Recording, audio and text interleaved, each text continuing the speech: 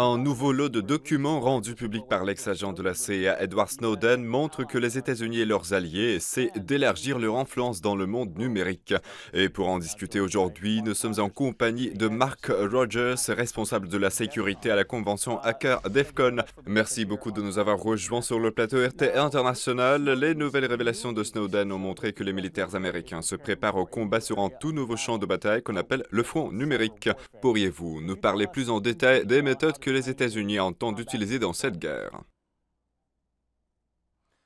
Tout d'abord, je ne vois rien de nouveau dans ces documents. La guerre numérique est en cours depuis longtemps, c'est juste qu'elle devient beaucoup plus sophistiquée. Traditionnellement, elle ne consistait simplement qu'à bloquer les chaînes de communication des autres pays.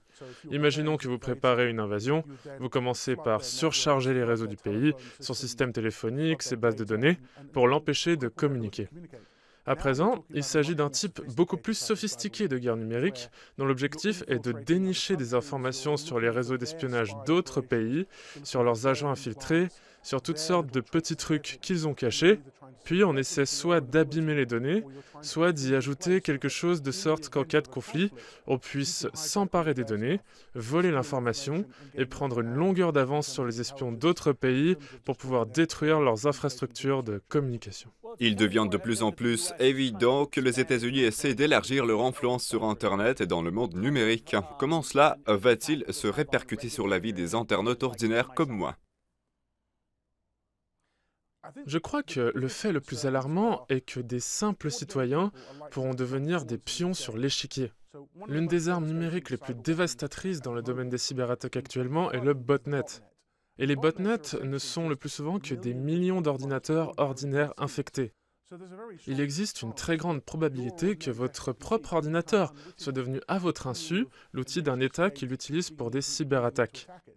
Un autre problème est qu'un nombre considérable d'outils spécialisés de protection existants, qui sont utilisés par des spécialistes en sécurité et des ingénieurs pour assurer la sécurité des sociétés et des utilisateurs en ligne, vont être de plus en plus perçus comme des armes ou comme des composants d'armes potentielles et vont faire l'objet de restrictions. Cela signifie que les structures gouvernementales seront davantage sécurisées, qu'elles auront accès à plus d'outils pour assurer leur sécurité, mais que les citoyens ordinaires vont perdre en sécurité parce que les personnes qui utiliseront ces outils seront vues comme des menaces. Il a été révélé qu'un des principaux défis stratégiques de l'armée américaine est la préparation à la cyberguerre qui permettrait de neutraliser des infrastructures cruciales telles que les autoroutes. Dans quelle mesure est-ce légal de cibler les infrastructures routières qui sont des objets civils?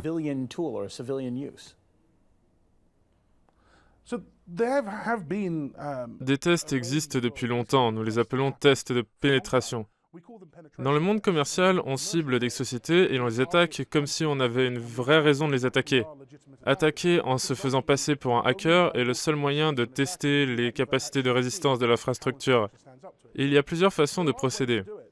Les tests de pénétration sont restreints par un cadre légal très strict car un test de ce genre peut facilement échapper à tout contrôle et causer d'immenses dégâts. Si on mesure ce phénomène à l'échelle d'un pays, la question cruciale est comment le contenir pour assurer la sécurité des citoyens. J'espère que les autorités se posent cette question car les effets secondaires peuvent être terribles. Par exemple, si on désactive toutes les communications et l'infrastructure d'une région, que se passera-t-il avec les appels d'urgence ?